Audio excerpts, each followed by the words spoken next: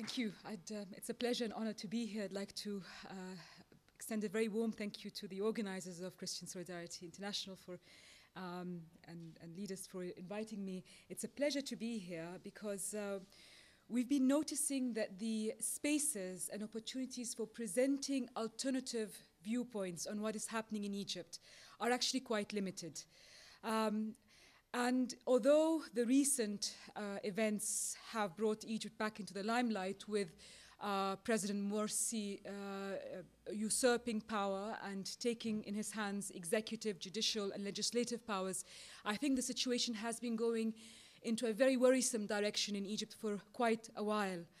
I will not speak just on religious minorities. I think we need to start and ask the main question: what happened since the revolution that was celebrated in Egypt and worldwide as a revolution that was characterized by a great deal of inclusiveness, non-violence, a great deal of citizen power, people power?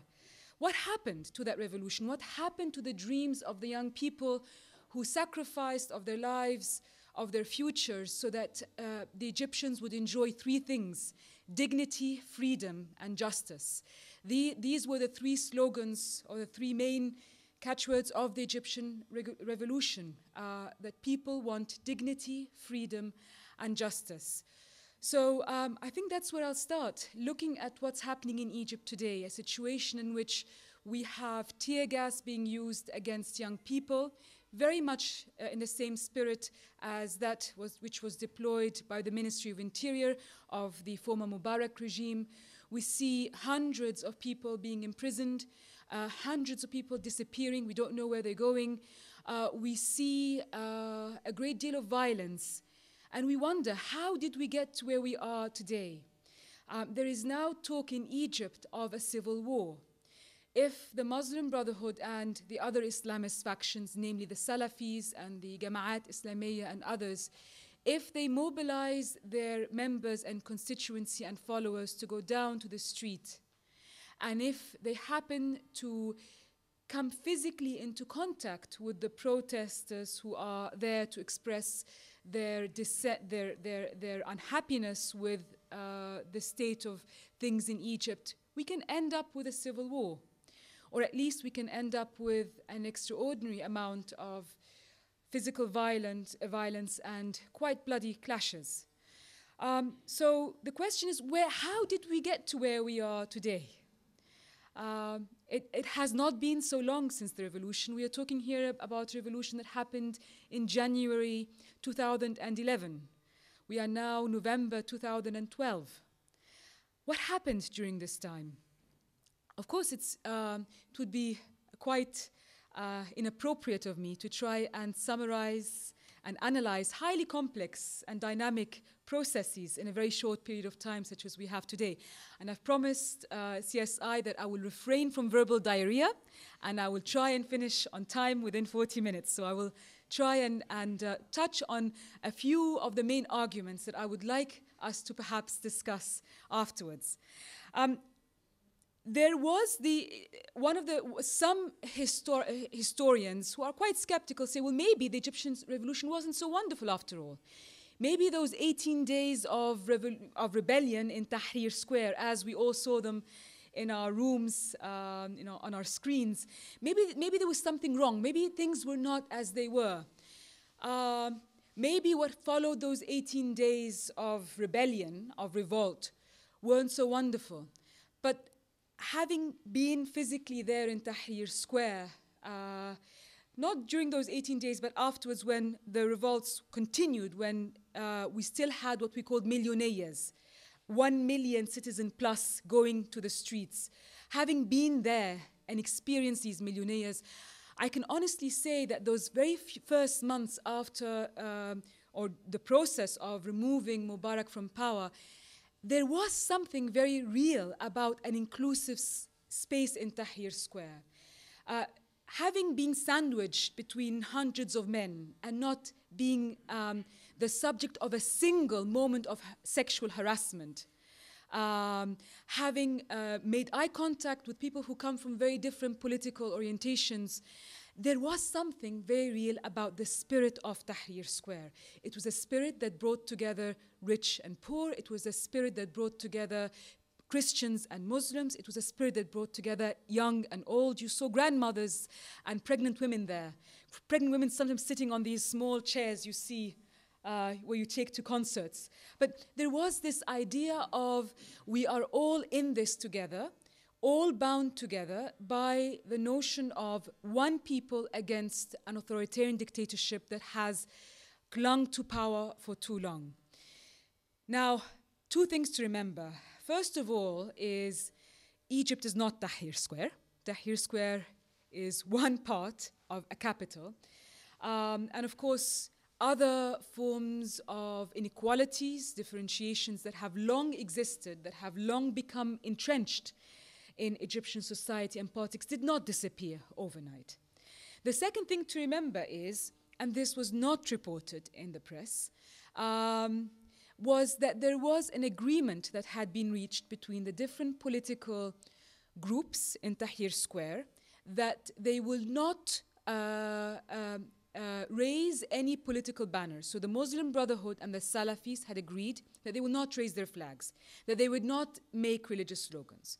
In instances where religious slogans were raised, the majority of the youth groups who happened to have some Islamist factions, but a lot of non-Islamist factions as well, would say, Madaniya, it's civil. We are here fighting for a civil conception of a state. But what was not reported was that the agreement was so as not to disturb the West, who is very fearful of another Iran rooting itself in the Middle East. We will try to deflate attention, take away attention from the Islamist factions and focus on the youth groups who were non-Islamist. Now, the Islamists agreed to this. We have from the interviews, from the historical reports, we do know that such an agreement was reached. But something happened after the ousting of President Mubarak. And I would argue that it started happening even before he was removed from power. And I'm not the only one who argues that a political settlement, an agreement, a contract was reached between the Muslim Brotherhood and the army. Now remember, the army, 3 days after the revolution had broken in Egypt, on the 20th of January, on the 28th of January, the army went down to the streets of Egypt and promised to protect the people. Once the army was on the street, something happened between the 28th of January and the time when Mubarak was ousted. We believe that an agreement was reached between the Muslim Brotherhood and the army. And that agreement was that the army would facilitate the Muslim Brotherhood's political ascendancy to power in return for the army maintaining its budget in parliament, free from impunity, free from questioning, and in return for what is called safe exit, namely that once that they are removed from the power, the generals, who were obviously part of the Mubarak regime, would not be held in trials. They would not be prosecuted. Unfortunately, the events that we have seen in Egypt in the last few days seem to confirm that there is some truth in that, because when President Morsi said, I will open once again the file of trials, he specifically talked about those involved in violations during Mubarak's regime. He made no mention of the violations perpetrated by the army once they took over from Mubarak, and which were very bloody, as we are about to discuss. Now, this settlement basically meant that the Muslim Brotherhood were able to register themselves and other Islamist forces as political parties. In the Egyptian constitution, conventionally, we have said that political parties that are based on religion are not allowed to exist. This does not mean that a force that has a long history, such as the Muslim Brotherhood, should not have the right to exist. I would argue it does. But I think the reason why the constitution mentioned that was to prevent what we saw in Egypt in the upcoming months, namely the use of religion for political ends, telling people that if you vote for us, you will go to heaven. If you do not vote for us, you will go to hell. That only the infidels, only the unbelievers will vote for our opponents. Those that are good Muslims will vote for those who are godly people, and we are the guardians of Islam. You might think, did they really say that? Yes, they really said that. We have it on YouTube. We have it in journalistic reports represented by different newspapers, not just the opposition. We have the evidence to suggest that they instrumentalized religion and therefore made completely redundant the whole point of not instrumentalizing religion in politics. Now, when I was talking about my fears based on my study of the political thought of the Muslim Brotherhood and what I saw on the ground and in my conversations with the rank and file, then I said, be careful. This idea of an Islamic democracy sounds really good, but there may be issues. People were extremely irritated with what I said. I was saying this a year and a half ago, and they were very skeptical. They were very dismissive of what I was saying. There were very strong arguments that were to be made about why the Muslim Brotherhood should be given a chance to rule, why the Muslim Brotherhood are the best political actors to lead Egypt in transition. Such arguments included the fact that the Muslim Brotherhood have long condemned the use of violence as a way to reach power. They have said, we do not believe, like some other Islamist militant groups, in violence as a way to access power. The second, and I think that's the strongest argument, is, well, hold on here. Even if a settlement happened between the army and the Muslim Brotherhood, still the Muslim Brotherhood have come to power through elections. Elections where people went to the voting polls and voted with their feet. They told the world and told the rest of the country who they want to rule. So what is your problem? Why is it that when democracy does not bring about the people you want to see in power, you start to object? And it is a strong argument. However, I would argue that if the rules of the elections were respected, namely that you do not use religion to mobilize people, namely that you do not give people in-kind goods so that they would vote for you, I would say that the results would not show such a sweeping majority. They may have still gotten the majority, but not such a sweeping majority as we have seen. A very strong argument, which we have seen in academic literature, is the Muslim Brotherhood are an organic political force. They have existed since the 1920s. They have been there. They have a constituency. They have resonance. When they speak on the streets of Egypt, people listen. So what is your problem? Why do you want to export models from the West that the Egyptian people may not want? And of course, the argument is not that we want to export any model, because we know exported models fail. History tells us this, contemporary times tells us this. But the problem is the Muslim Brotherhood may certainly represent a section of the Egyptian population, but I think it would be very problematic to say that they represent all Egyptians who are very diverse in their political affiliation, religious affiliation, and otherwise. The other very strong arguments made is, well, maybe they hadn't had a chance to develop their political thought along progressive lines, or at least along democratic lines, because they have been suffering under torture and under repression for very long. Nobody can deny that the Mubarak regime severely repressed the Muslim Brotherhood, that they were subject to some of the most horrendous forms of torture. But what we are seeing in practice is that voices within the Muslim Brotherhood that contest authority, that want to push the spaces a bit further, and these voices came in particular from the Muslim Brotherhood youth who participated in the revolution, who suddenly discovered that the youth from other political forces are not infidels, are not horrible people, that they actually have something in common. And they went back to the movement and they tried to push the boundaries. There was no space for them and they were expelled. The number of Muslim Brotherhood youth who did not toe the line after the ousting of Mubarak and who therefore had to leave the movement are quite substantial. The other important, very seemingly rational argument is, well, look, Egypt is no longer ruled by the Mubarak regime. If people don't like them, they'll vote them out of power in the next round of elections, be it parliamentary or presidential. So it's just a matter of time. If they don't perform, people will again vote with their feet. The problem with this argument, of course, is that it assumes that it is okay for you to use religion, again, for instrumentally to mobilize people. People who, the majority of whom have relied on the Muslim Brotherhood for vast and extensive welfare services, and who have been politically there longer than many of the political forces.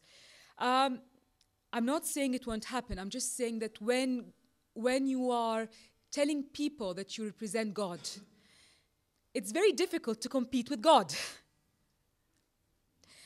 The other very important argument is, in any country that has abandoned authoritarian rule, or that is on the first steps towards a transition, a process of transition, it's a long process. It's not an immediate process. It's not automatic. Give the Muslim Brotherhood time.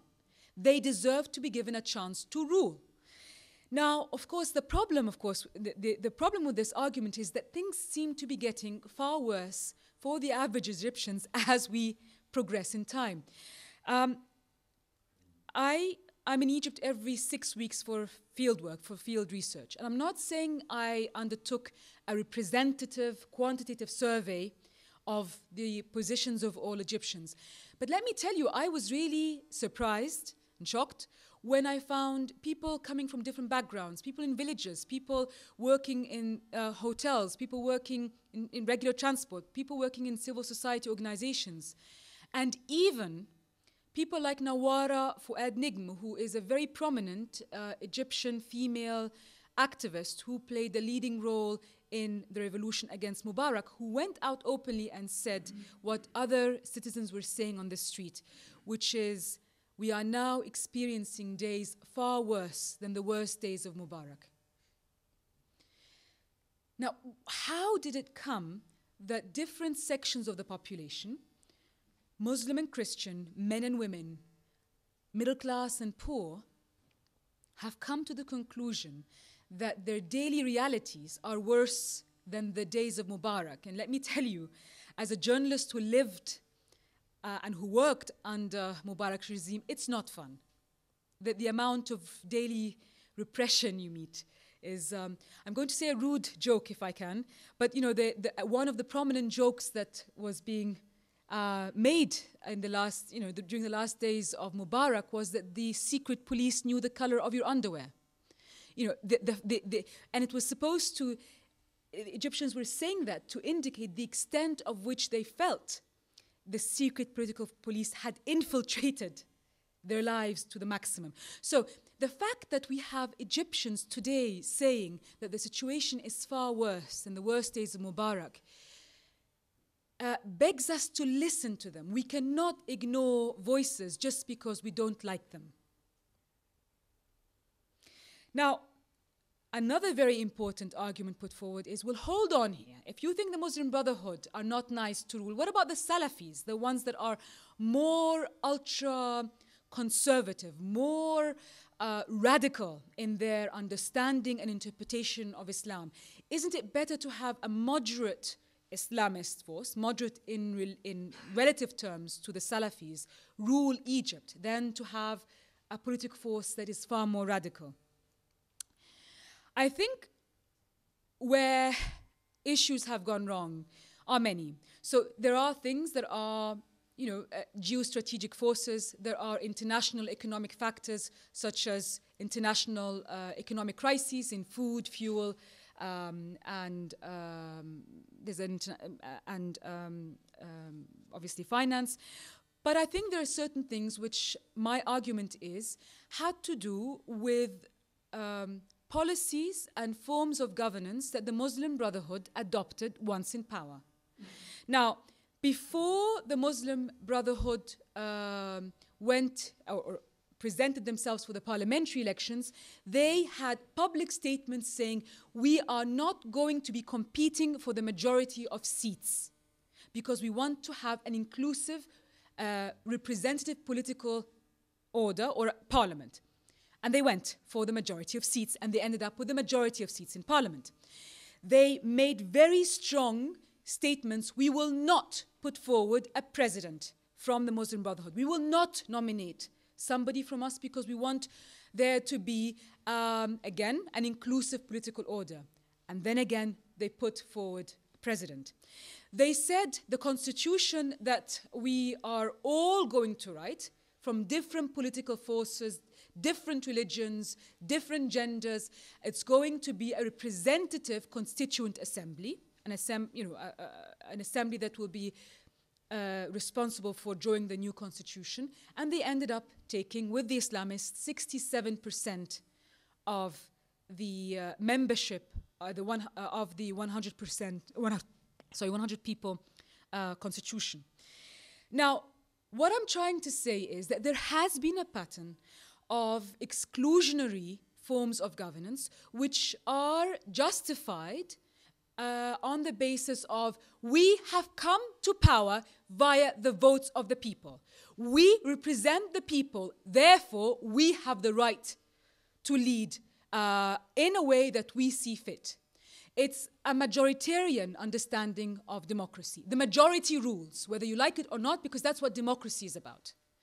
Now, of course, for women who found themselves, after having participated fully in the revolution, suddenly are having to face one of the worst backlashes that they have faced in many decades. For non-Muslims who participated in the revolution with the belief that there will truly be, the slogan come to power, Muslim, Christian, one hand. For the youth coalitions, who I would feel confident in say that they paid the highest sacrifice, human sacrifice in the revolution, and who suddenly found themselves not part of any power-sharing deal, they found themselves completely excluded from power under the prerogative that we have come to power via the people. We have the right to rule as we see fit. And I think this is what has become very disturbing, is if you have a majoritarian system of governance that actually starts becoming quite tyrannical. It starts acting like an authoritarian ruler based on the idea that we have the people's votes. What happens? And I think this is what the struggle in Egypt is now about. The people in Tahrir Square, the people who are risking their lives across different governorates in Egypt are out there because they have had enough of being given promises of being included in political systems only to find themselves one time after another being left out in the cold. Because we wanted to talk about religious minorities, I want to zoom in a little bit and talk about, well, what did this mean for the minorities? Now, I'm sure you're all very aware, but in Egypt you have about 10% Christian, a Christian population. About 8% of them are belonging to the Coptic Orthodox faith, and the remaining 2 to 3% are Catholics and Protestants. The Coptic Orthodox Church or the Coptic Orthodox faith is one of the oldest Christian churches in the world, and I'm not exaggerating. I think it is fair to say that historical accounts say that St. Mark, the evangelist, visited Egypt between 48 AD and 60 AD, and that's how Christianity spread, and that's how an indigenous church was established in Egypt. So it goes back a very long way. This was not a faith that was brought to Egypt via the missionaries in the 19th century. This was a faith that had hundreds of years of survival as part of the cultural and religious heritage of Egyptians. Now, for the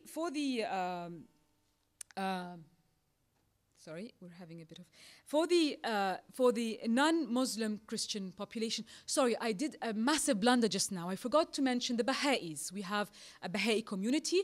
We also have a small percentage of Shia followers, and we have a number of atheists. Like any country, like any context, you do have a number of people who do not feel they want to be compartmentalized in any religion.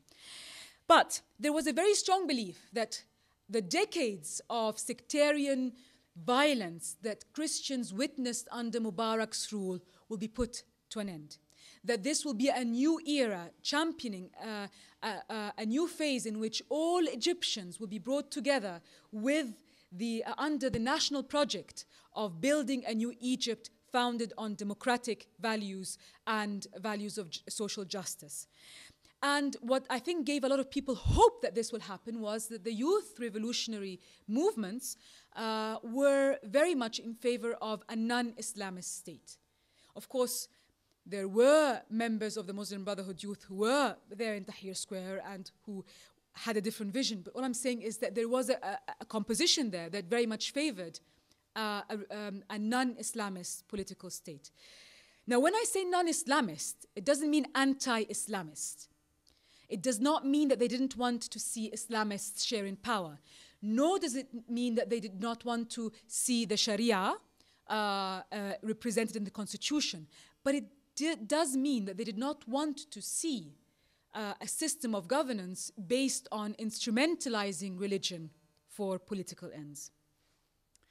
So what we saw in Egypt was the tyranny of majoritarian rule affect the way in which the country was being shaped. Now, very shortly, and this was a massive dilemma for Egyptians, very shortly after the Egyptian revolution, there was a move towards changing the governors of Egypt. Many of them had been generals, and so were associated with the old Mubarak regime. It was a top-down measure, and in one governorate, we're talking here about over 26 governorates, I think. We have 26 governorates in Egypt, I think, 26 or 27. Out of these governorates, for one governorate, they had appointed a man who happened to be Christian. Now,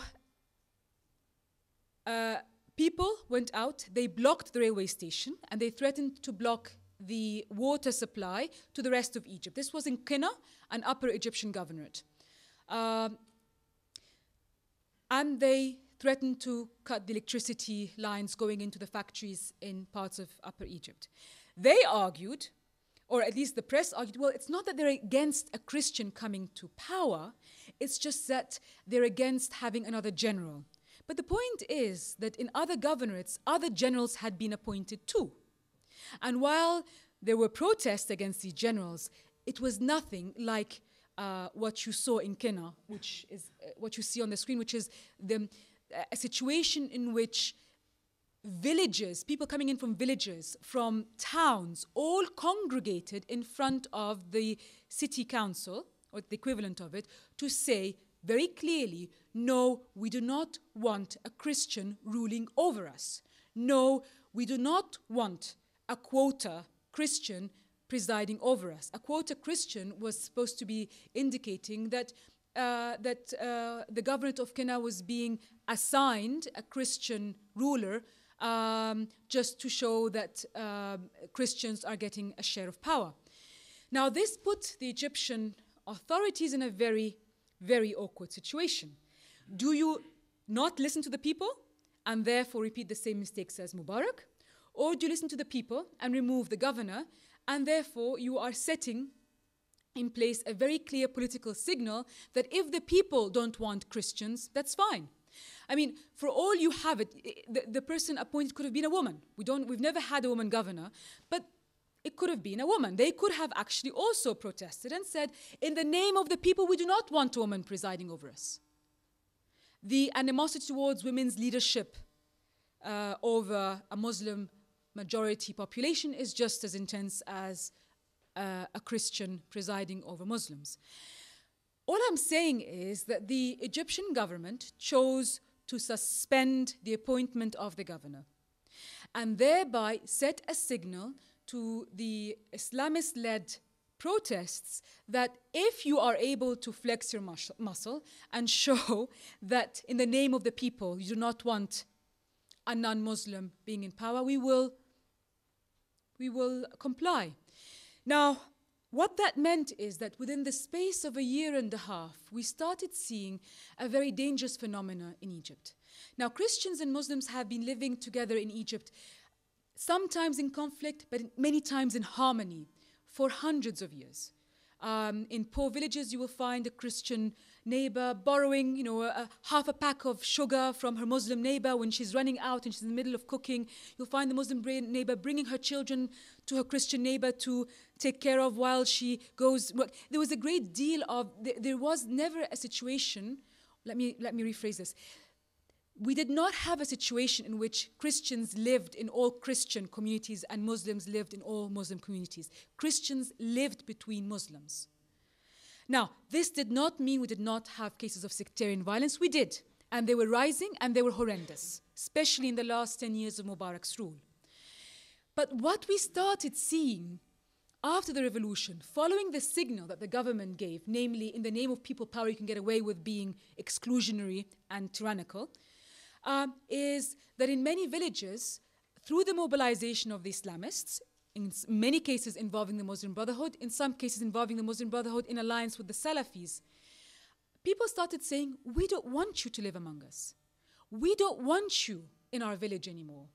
We believe God will not bless us if we have unbelievers within us. You may look at me and say, this is pathetic, this is not happening. But this is maybe not what is being reported in the media, but I have the transcriptions, I have the recordings. I'm happy to share them with you via email correspondence, if you wish. And it's also coming out in my forthcoming book on the Copts post-Mubarak. If people are interested, I'm happy to share details. Now, this started happening in villages and towns. Incidents where people just rise and say, we don't want you among us. What happened in many of these cases was clear expulsion. People just packed up, left their homes, left their livelihoods, left their jobs, and went and tried to find relatives in other places that they could stay with. And given the fact that in many cases these people were very poor, it meant extreme hardship all around. So this is, the picture I'm showing is from Dahshur, one of the cases in which people were expelled. Now, President Morsi intervened and said, we are building a new Egypt. We do not want to see this kind of thing. We believe in citizenship, blah, blah, blah. But the reality of the situation is that many Christians, after being expelled from Dahshur, could not return.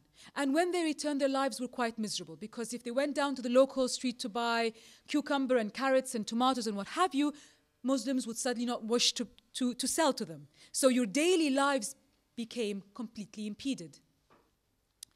Now, what we saw in terms of data, quantitative data, was a very noticeable increase in the number of sectarian assaults on Christians after the revolution. I'm still drawing up the data for 2012. We still have 1 month to go. But our analysis of the data so far for 2012 suggests that it continues to rise. So we had an average of 45 incidents in 2010. It jumped to 70 incidents. Now, may I just clarify methodologically that these incidents were the ones that were reported in the Egyptian press. My guess is a lot of things happen that are not reported in the press, because that's normal for any society. The press only captures part of reality. But it is, I think, a very strong indication of the direction that we are moving in. Now, what is driving this sectarian violence? Well, I think 3 things that existed before the revolution, namely issues to do with, for example, 2 of us here are in the marketplace. You and I have a dispute over the price of tomatoes. You insist it should be sold only for £2 because that's what you bought it for the last time. I insist things are getting more expensive. You have to pay £3. And because you are a Christian and I'm a Muslim, the people in the marketplace start to polarize around you. And because Christians are a minority in any community, most communities, it becomes a case of the Christians are not being respectful to Muslims, and things escalate into violence. The other main driver of violence is issues to do with the repair of churches. So if you have a situation in which this is a church, the ceiling is collapsing, it needs repair, you get a permit, you start to repair it, this becomes seen as a case of the Christian enlargement of places of worship. This is a case of the Christians wanting to build an empire and contest Islam, and the churches are torched and Christian property and homes around the churches are attacked.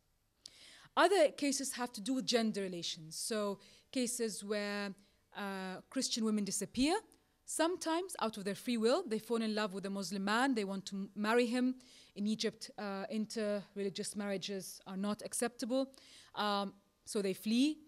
Or cases where women, especially young girls, are having certain problems in their lives, and then they're told, if you convert to Islam, we will relieve you of all hardship that you are witnessing in your life, and they disappear. In both instances, the issue is that there is no way to check whether women freely, of their free will, chose to marry, or whether they were under undue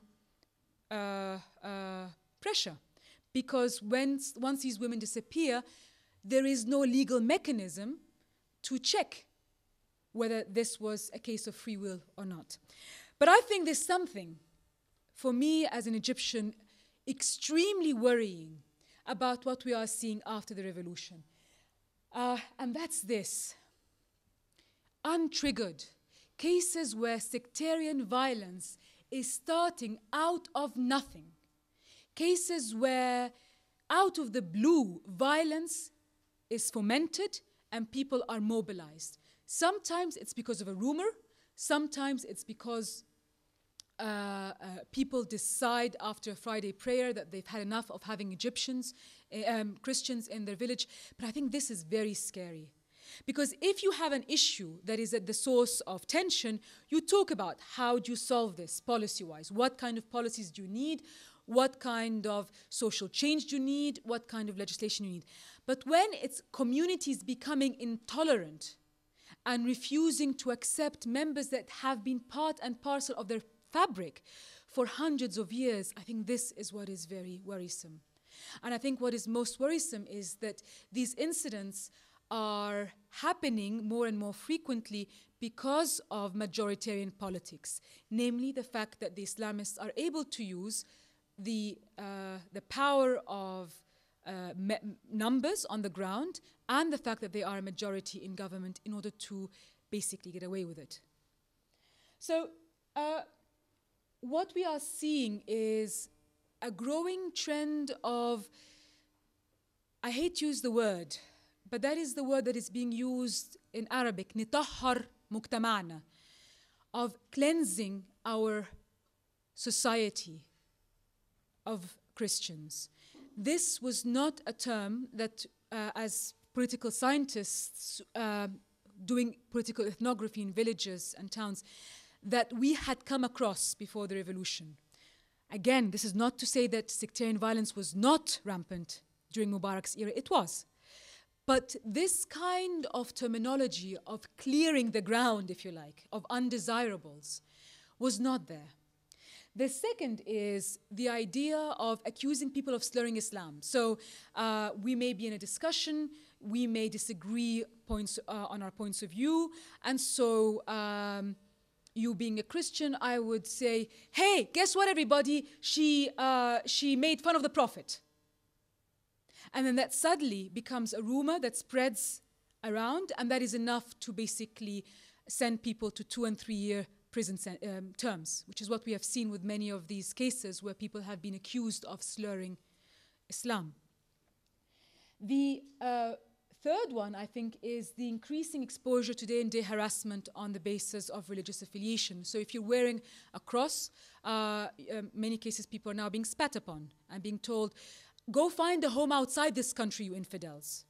This is not your country anymore. Cases where Christian women who are not veiled, we've had cases where people, I've never actually understood, why would people walk with scissors in their pockets? You walk with tissue, with your wallet, but scissors, were people walking with scissors in their pockets belonging to the Islamist movement. We cannot identify whether they're Muslim Brotherhood or Salafis, have actually taken the step to cut their hair.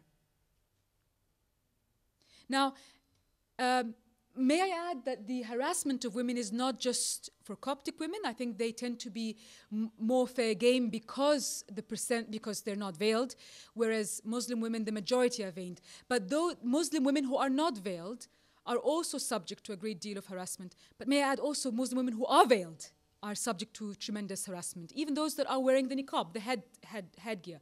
The point being is that society is becoming more and more intolerant. Again, this is not to say that we had a Scandinavian-like society before the revolution where people enjoyed full freedoms. It was never a free society. But what I'm saying is that even the modicum of freedoms that we enjoyed then, and it was a modicum, it was crumbs, are being encroached upon now. And I think this is again because of the majoritarian dimensions. So I'm going to basically try and, how are we doing for time? Okay, so I'm going to try and say from this evidence on the ground, what are we trying to say? What kind of direction, what analysis are we putting forward? And perhaps we can discuss this after we finish. The first is, we have been called a country in transition. And yes, we are in transition. But the question is, transition to what? Transition where? Because the evidence that we have, in particular from the last edicts that came from President Morsi, where there was an extraordinary monopolization of power, suggests that we are moving to an Islamic dictatorship or an Islamic authoritarian regime. But then why would I add Islamic? An authoritarian regime is an authoritarian regime. Authoritarian measures are the same. You remove freedom of the press, you have the police force and the Ministry of Interior harassing protesters. Authoritarianism is authoritarianism. Am I being biased against the Islamists by adding the Islamic bit? What is it supposed to mean? Now, in my argument, I'm saying that in the times of Mubarak, when there was an absolute use of authoritarian measures, the worst, some of which I have mentioned to you, these would be from above. In other words, it would be the National Democratic ruling party, it would be the secret political police that comes under the jurisdiction of the Ministry of Interior, and Mubarak and his entourage, basically imposing an authoritarian regime. But what I'm arguing is that what we are seeing today is not just authoritarianism from above, but authoritarianism from below. We are talking here about the mobilization of people to go out on the street, not so that they would say we want so-and-so for president, if we're talking about presidential elections, but who are going on the street to express their support for a number of authoritarian measures taken by the president. We are talking here about a case where people, the Muslim Brotherhood, are mobilizing members of their movement and the Salafis, members of the movement, to go out and flex their muscles and tell the world, we are in favor of this ruler. We don't care if he is acting in an authoritarian way.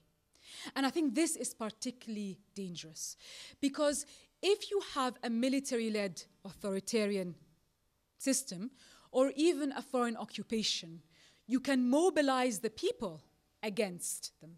But if you are telling the people that you are here in a life or death battle for the survival of Islam, and that Islam depends on you going out and telling the world that you want this leader, I think this is very dangerous because it's based on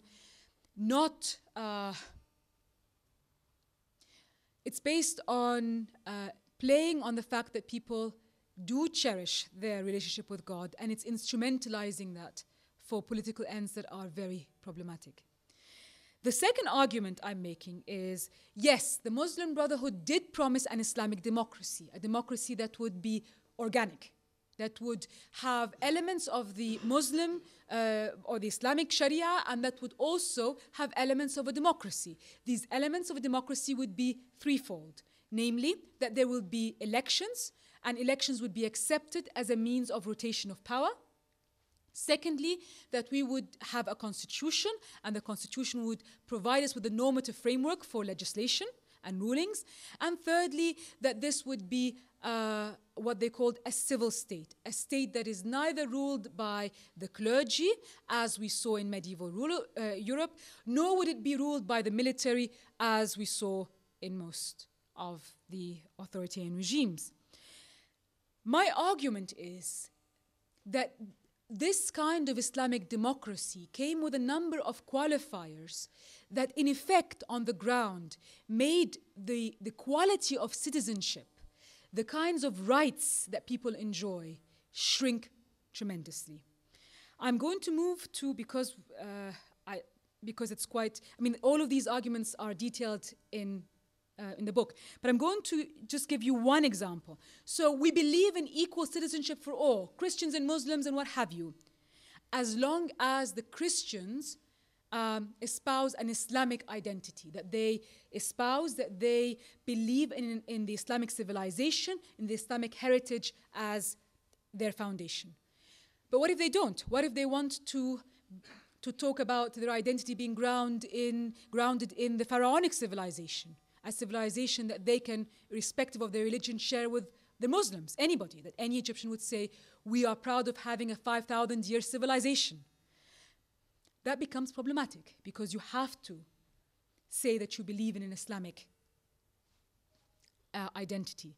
The second is, yes, we believe in equal citizenship for all, as long as there is no leadership of a non-Muslim over a Muslim. Now, of course, this became very apparent when they said, no, we do not believe in a Christian becoming president, which then was changed to, well, if he comes to power via the people, we're fine with it. But in essence, the majority of the Muslim Brotherhood thinkers argue that, no, you can't have a non-Muslim preside over a Muslim. But it's not just the presidency. Is at what level are you going to take it? Are you going to say we can't have teachers teach children because that's a form of leadership? Are you going to say we can't have newspaper editors, Christians, because they'll be residing over Muslims? I mean, what level are you taking? Because what the Qina situation revealed was that people were saying, no, we don't want a governor who is a Christian presiding over us. Now, the other issue, and I'm going to skip a little bit, is yes, they can have places of worship as long as it is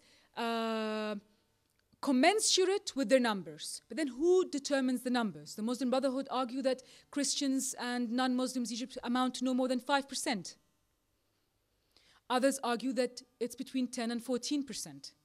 What are the implications of that in terms of people's right to a place of worship? Now, I'm going to again skip lots and then move to the so what question. Okay, so what that we have a problem with majoritarian rule? What does this mean? I think, given that we are here here today and not in Egypt, there are very serious implications as to how we engage with the Muslim Brotherhood. Very progressive political thinkers, students, journalists have been very cautious not to criticize the Muslim Brotherhood. And they've been very cautious not to do that because they don't want to seem as being critical of Islam. And I think this is the time for us to differentiate between attacking Islam or attacking any religion and critiquing a political movement in power. Just because the Muslim Brotherhood have Muslim in their name, it should not prevent us from analyzing and assessing their performance as a political actor who has monopolization of power over the presidency, the cabinet, the parliament, and the Constituent Assembly. Let us assess them for what they are. They are a political force in power. But to be intimidated because we don't want to seem to be associated with the right-wing reactionary movements that have been Islamophobic, to be intimidated by that and just say, no, we don't want to criticize them, I think presents us with a very serious problem. A, because it's unethical. It's unethical to decide that just because somebody is using religion in their name, they will have differential treatment to other political forces. B, I think it's because it will lead us to the situation that we saw at the time when Mubarak was ousted, namely that we become disconnected from what the citizens are feeling. If people are aware on the ground that religion is being instrumentalized by political forces, then why should we not recognize that? Why should we not engage with them as a political force in power? I think the other issue is there has been reluctance to name and shame. I've seen cases where I mean, just recently, the son of my friend, a lawyer, who basically was out there to defend women from sexual harassment, and he saw flyers being distributed by the Muslim Brotherhood telling women, it is your responsibility to make sure that sexual harassment does not happen. So why aren't we? Let us talk about human rights violations as we do about any other political force. I think this is the time for us to be open, to be sensitive to citizens' voices in their diversity. Of course, there are people who support the Muslim Brotherhood in Egypt. But to, I think, just come to grips with what does it mean when you have a majoritarian, authoritarian regime being deepened in Egypt, using religion, while using the idea of, no, it's a democracy because it came to power via people's votes. Thank you very much.